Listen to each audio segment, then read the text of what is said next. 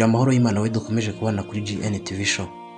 Tugushimire ko wakoze subscribe cyangwa se ukaba utarayikora ariko ukunda ibiganiro tukugezaho. Kandi nabwo niba utarayikora birashoboka cyane, umanuke hasi munsi y'inkuru ukande ku kimenyetso cy'umutuku byanditseho, maze inkuru tuzajya dukora zose zijye zikugeraho ku gihe. Akanya rero tuje kurebera hamwe ibimenyetso byakwereka ko umukunzi wawe yatangiye kukwanga bucece. Bibaho ko ukundana n'umuntu umwemeranwa ko mukundana ndetse nawe ubibona koko, ariko hari ubwo akubwira ko agukunda by'amagambo gusa, wagenzura ibikorwa bye ugasanga bifite ibindi bisobanuro cyangwa se ikindi gisobanuro. Urukundo ni rwiza rero ku bakundana, cyane iyo bose batabeshyanya, kuko bijya bibaho ko abakundana umwe muri bo abireka gusa ariko ntabivuge mu magambo, ngabwira uwo bakundana ko yahagaritse gukundana nawe ndetse atakiri mu rukundo. Twifashishije umuseke rero, nawe wifashishije inyarwanda nawe yifashishije urubuga Eric Rema rusanzwe rukora ku nkundo ndetse n'ubuzima. Tuje kurebera hamwe bimwe mu byo izo mbuga zakusanyije bishobora kukwereka ko uwo mukundana yatangiye kukwanga bucece.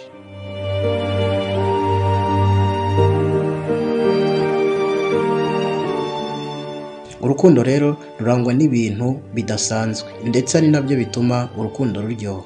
Kimwe mu bizakwereka rero ko umuntu mutagikundana atangira kureba ahandi, uzasanga hari ibintu atakigukorera kandi yakoraga, harimo nk'impano, amagambo meza yakubwiraga ndetse n'ibindi bintu byinshi yakwerekaga mu rukundo.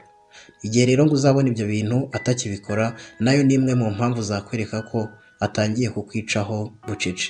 Indi mpamvu ya kabiri, yigira ntibindeba. Abantu babiri bakundana baba bakwiye gufatanya ibikorwa bitandukanye kugira ngo urukundo rwabo rurusheho kugenda neza.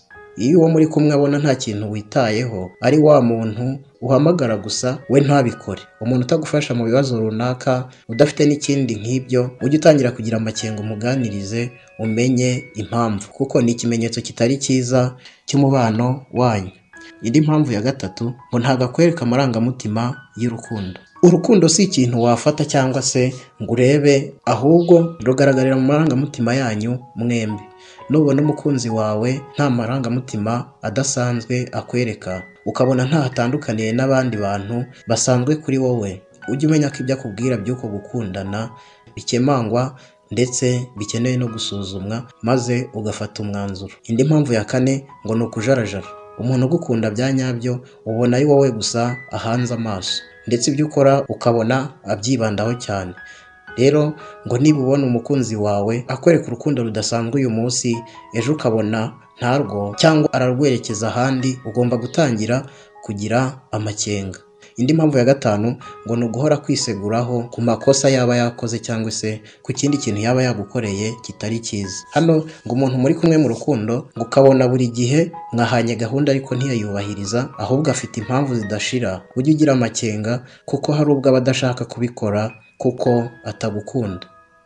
Ugomba kugenzura niba nta mpamvu zibimutera zumvikana cyangwa aribwo buryo bwo kukwibuza gahoro gahoro. Indi mpamvu ya gatandatu, ngo umukunzi wawe ahora ashaka ko hari ibyo wamukorera nyamara we ntacyo agukorera.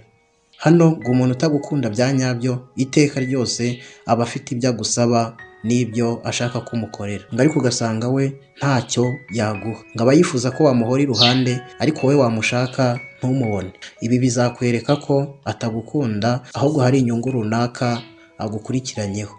Nk'urugero, ashobora kukuburira umwanya mu gihe umukeneye, ariko yaba agukeneye agakora uko ashoboye kose akabona uwo mwanya ndetse ugasanga yabishyizemo imbaraga. Ushobora kumusaba ko mujyana gusenga akabyanga, ariko yaba ashaka ko muryamana agakora ibishoboka byose mukabonana. Ngo igihe cyose umuntu agushaka akoresha imbaraga zidasanzwe akwifuza, ariko ntazazikoresha umwifuza. Ugomba rero gutangira kubikemanga ukareba aho byerekeza. Indi mpamvu ya karindwi, ngo urukundo rwanyu ntarugira ikintu cy'ibanze mu buzima bwe. Hano ngo iyo umuntu aha ikintu agaciro abigaragariza ku mwanya agiha. Niba umuntu avuga ko agukunda ariko ukabona nta mwanya aguha, ni ngombwa ko wibaza kuri urwo rukundo rwanyu. Ubundi umuntu ugukunda yagakwiye kukubonera umwanya. uwo mwanya nubwo utaba umwanya wo kubonana imbona nkubone, ariko akaguha umwanya mukavugana birambuye, niyo haba ari kuri telefone cyangwa se mu bundi buryo. Indi mpamvu ya 8 ngo arikunda cyane.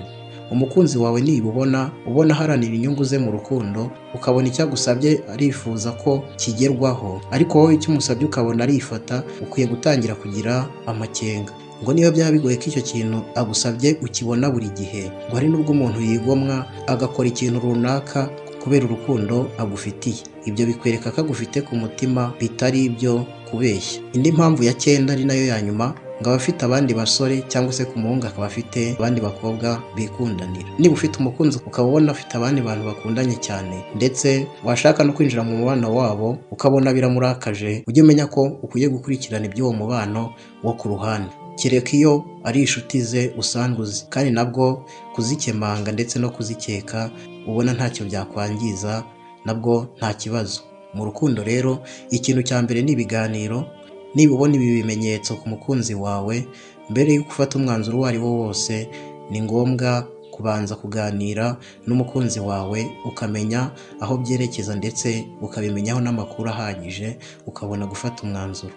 Tubifurije gukundana urukundo ruzira uburyarya, tubifurije gukunda ababakunda nk'uko nabo babakunda. Niba utarakora subscribe, kande kuri buto y'umutuku byanditseho, ukurikiza akamenyetso kameze nk'inzogera, indi nkuru yose tuzakora izakugeraho ku gihe.